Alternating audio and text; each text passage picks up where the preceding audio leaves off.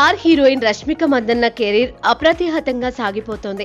వరుస విజయాలతో ముందుకు పోతున్న రష్మికకు ఆ మధ్య వచ్చిన గుడ్ బై, మిషన్ మజ్ను వంటి సినిమాలు నిరాశకు గురి చేశాయి. అయితే 2023 చివరిలో వచ్చిన రణబీర్ కపూర్ యానిమల్ తో మళ్లీ ఒక్కసారిగా రష్మిక మందన్న కెరీర్ ఊపందుకుంది. ఆ తర్వాత ఏడాది 2024 డిసెంబర్లో వచ్చిన పుష్ప 2 ఆ ఏడాది అత్యధిక కలెక్షన్స్ ను వసూలు చేసిన మూవీగా బ్లాక్ బస్టర్ విజయాన్ని అందుకుంది. ఇక ఈ ఏడాది ఫిబ్రవరిలో వచ్చిన చావా సినిమా జాతీయ స్థాయిలో రష్మిక మందన్నకు ప్రేక్షకులు నీరాసనాలు పట్టేలా చేసింది. ఆ రకంగా రష్మిక హ్యాట్రిక్ ను సాధించి ఈద్ కానుకగా ఆదివారం విడుదలైన సల్మాన్ ఖాన్ మూవీ సికిందర్ ఆమెను తీవ్ర నిరాశకు గురి చేసింది.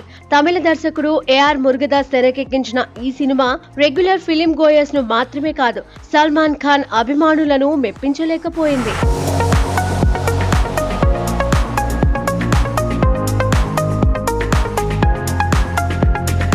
ఈద్ కానుకగా వచ్చిన సల్మాన్ ఖాన్ గత చిత్రాల స్థాయి ఓపెనింగ్ కూడా సికిందర్ కు దక్కలేదని ట్రేడ్ వర్గాలు చెబుతున్నాయి. మొదటి నుండి ఎందుకో సికిందర్ కు పెద్దగా బజ్ క్రియేట్ కాలేదు. దానికి తగ్గట్టుగానే సినిమా ఓపెనింగ్స్ కూడా ఆశించిన స్థాయిలో రాలేదు. ఈ మధ్య కాలంలో సల్మాన్ ఖాన్ మూవీకి ఇంత తక్కువ ఓపెనింగ్స్ రావడం ఇదే అని ట్రేడ్ వర్గాలు చెబుతున్నారు. సల్లు భాయ్ గత చిత్రాలు బజరంగ్ భాయ్ జాన్, కిక్, దబంగ్, టైగర్ జిందా హై, సుల్తాన్, భరత్, ప్రేమ్ రతన్ ధన్ పాయే, ఏక్ థా టైగర్, టైగర్ 3 చిత్రాలకు ఇంతకంటే మంచి ఓపెనింగ్స్ వచ్చాయంటున్నారు. సల్మాన్ తోటి హీరోలు చాలా మంది ఇప్పటికే 500 కోట్ల క్లబ్ లో చేరితే సల్మాన్ మాత్రం ఆ విషయంలో వెనుకబడిపోయారంటున్నారు. షారుఖ్ ఖాన్ పఠాన్ జవాన్ చిత్రాలతోనూ, రణబీర్ కపూర్ యానిమల్ తోనూ, సన్నీ డియోల్ గద్దర్ 2 తో, విక్కీ కౌశల్ చావా చిత్రంతో 500 కోట్ల మైలురాయిని దాటేశారు. చివరకు గతేడాది వచ్చిన హర్రర్ మూవీస్ 3, 2 సైతం 500 కోట్ల క్లబ్ లో చేరిపోయింది. కానీ సల్మాన్ ఇంకా ఆ మ్యాజిక్ ఫిగర్ ను అందుకోలేకపోతున్నారు.